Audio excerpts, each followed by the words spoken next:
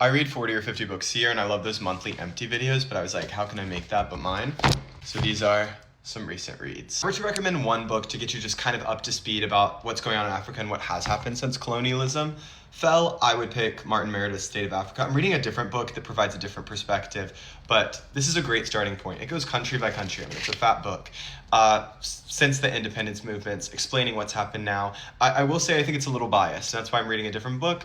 But just because the book's biased doesn't mean you can't gain something from it. I just think he's a little lenient on the British, and I also think he can be pretty negative. Now, there's something about being realist about the future of Africa, but it's a little negative.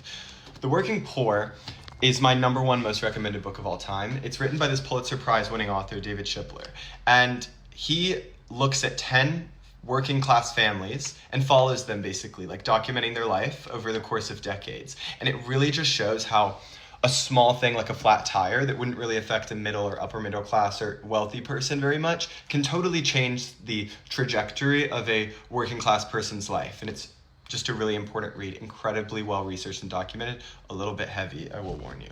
And speaking of heavy, Between Two Kingdoms, an incredible memoir by Suleika Jayoun. I don't know if I'm pronouncing that right.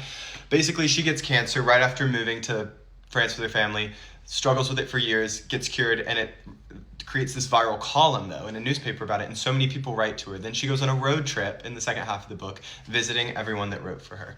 Beautiful, empowering, incredibly well written. Her prose is amazing and incredibly detailed. Highly recommend.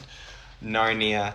Okay, guys, but specifically The Magician's Nephew. Why The Magician's Nephew? Well, I love C.S. Lewis. I love the Narnia books. I'm so excited for the Greta Gerwig movie. The Greta Gerwig movie is about this book. And if you've watched the Chronicles of Narnia, I feel like it's important to understand that before and between each of the Chronicles of Narnia, there are other books that kind of explain the world that they're living in. The Magician's Nephew is about, that the movie is coming out next year, is about two kids. They get these magical rings, send them into a different world. It's different than The Lion, the Witch, and the Wardrobe. Essential reading before you watch the movie. I also just read The Odyssey because Christopher Nolan's movie's coming out.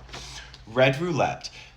This is a fascinating book about the rise of capitalism in China, and specifically the way in which it operates. I find it so fascinating.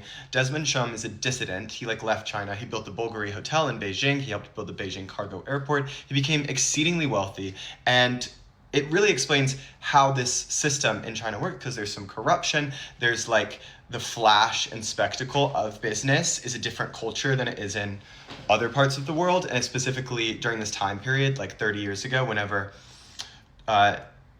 Deng Xiaoping was like revolutionizing and opening the market, there was so much money to be made. I mean, China was minting millionaires and billionaires, and this writes about that process and then about how he has to leave his wife and escape with his daughter because his wife won't leave the government. And one of my favorite books of all time, I reread it annually, The Year of Magical Thinking by Joan Didion, about grappling with the death of her daughter and her husband and grief. Everything Joan Didion writes is beautiful, this one especially. And so those are my recent reads.